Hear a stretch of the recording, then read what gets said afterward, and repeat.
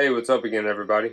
Just wanted to come at you with 5 reseller tips today. These are things that I think every reseller should know and have in their arsenal as far as saving money and making more money. Let's go over those today. I'm just going to go ahead and jump into it real quick. Thanks for checking it out.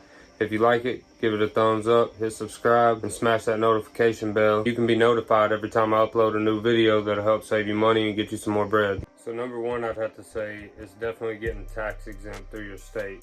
The first thing you want to do when you're starting out a reseller, if you're really going to take it on seriously, especially when you're first starting out, every penny counts. You know, you're really looking for those home runs, trying to get your capital up, build your inventory, build on your sales, build on your traffic. You're just starting from the bottom.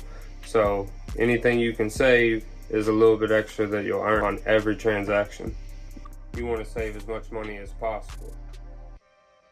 Do it full time. This is going to be your main source of income.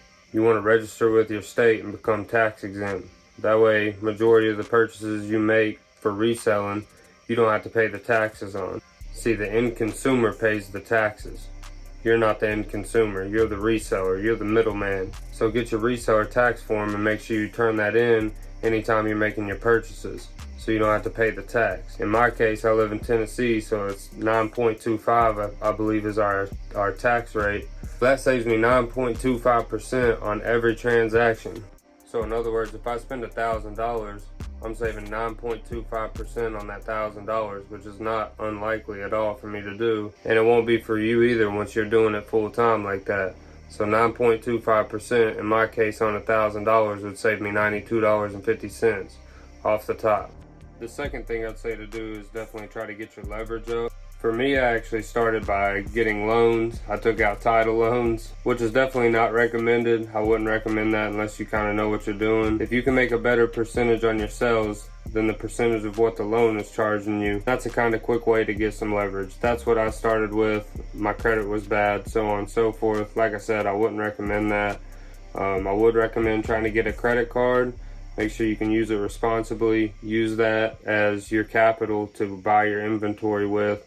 Just make sure that you have the money each month to pay it off when it's due, so you're not incurring on those interest charges. For example, the Apple Card gets me 3% cash back at Nike if I use Apple Pay. So in store, I get 3% cash back. If I buy it online, I also get cash back. It's just not 3%.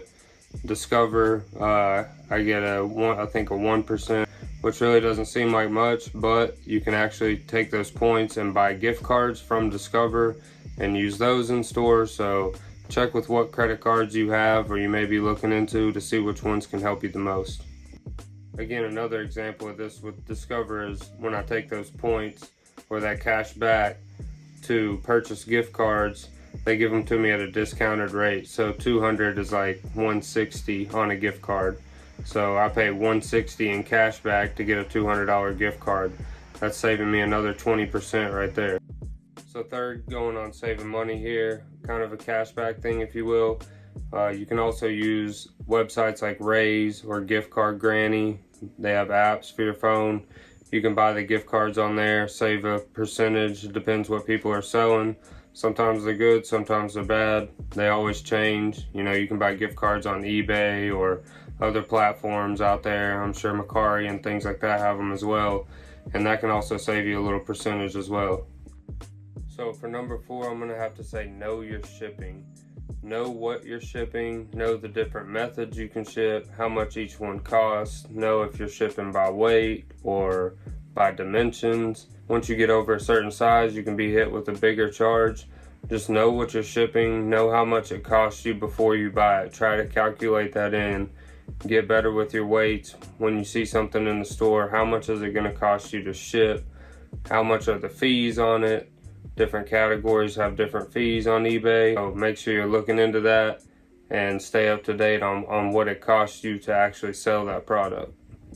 And the final tip for this video is promoted listings. Guys, promoted listings are your friend. They're not a scam. They will increase your sales. They will increase your impressions. And if you didn't know, you can pick what percentage of promoted listing you would like to do. They will recommend a percentage, but you can always change that to whatever you find comfortable. So find whatever you're willing to cope with as far as promoting your listings and getting more people to get eyes on them to try to make that sell. And then add that into your expenses when you're calculating the cost of goods versus what you can sell it for. For me, I use 2.5 to 3% depending on the item and depending what my inventory is looking like. If I'm really trying to move some things out of the store, I might increase it, especially on older listings, but most of the time it's around 2.5 or 3%. So that's it for today. That's my 5 tips. I hope that helps you guys out. If you found it useful, please smash the thumbs up button. Consider subscribing to the channel. I'll be putting out helpful content to help us all succeed. If you have any questions, feel free to post them in the comments below. I'll keep making videos, trying to help everybody out. If you have any suggestions for videos, drop those down in the comments, let me know. And again, please smash that thumbs up and consider subscribing. Thank y'all for checking it out. I'll catch you in the next one.